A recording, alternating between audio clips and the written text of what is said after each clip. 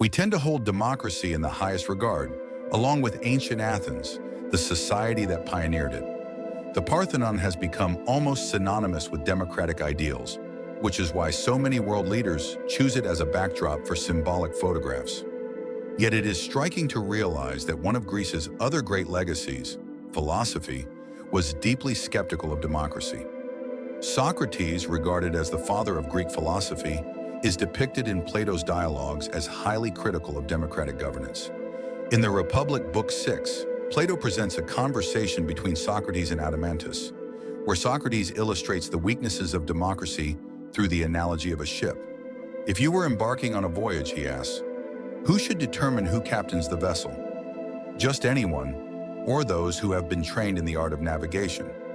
Naturally, Adeimantus responds, the decision should be made by those knowledgeable in seafaring.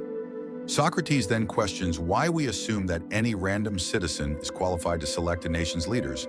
His argument is that voting is not a matter of instinct, but a skill that must be cultivated. Allowing people to vote without any prior education in governance is as reckless as entrusting an untrained crew with steering a ship through a storm. Socrates would ultimately suffer firsthand from the dangers of uninformed decision-making. In 399 BC, he was tried on dubious charges of corrupting Athenian youth.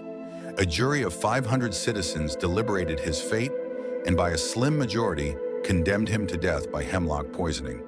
For those who value reason and philosophy, his execution is as tragic as the crucifixion of Jesus is for Christians. Importantly, Socrates was not elitist in the sense of advocating for rule by a privileged few. Rather, he believed that only those who had deeply contemplated and understood complex issues should have the right to vote. We have since abandoned the crucial distinction he made between a democracy rooted in wisdom and one based purely on birthright. In doing so, we have granted voting rights to all without ensuring that they are equipped with the necessary knowledge to use them wisely. Socrates foresaw the dangers of such a system. It would inevitably give rise to demagoguery, the very thing the ancient Greeks feared most. Athens itself had suffered at the hands of demagogues, such as Alcibiades, a wealthy and charismatic politician who undermined civil liberties and led Athens into disastrous military campaigns in Sicily. Socrates understood how easily politicians could manipulate public opinion by offering simple, appealing solutions instead of difficult but necessary ones. To illustrate this, he proposed a thought experiment.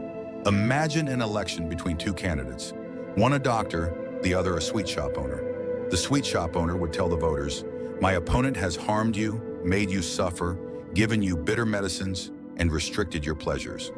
But I will give you indulgence, joy, and all the delights you desire. Socrates asked, how could the doctor possibly compete? His honest reply, I cause you discomfort and deny your cravings for your own well-being, would be met with outrage from the crowd. Socrates' warning has largely been forgotten. We have come to see democracy as an unquestioned good, rather than as a system whose success depends entirely on the quality of education supporting it. The consequence, we have elected far too many sweet shop owners and far too few doctors.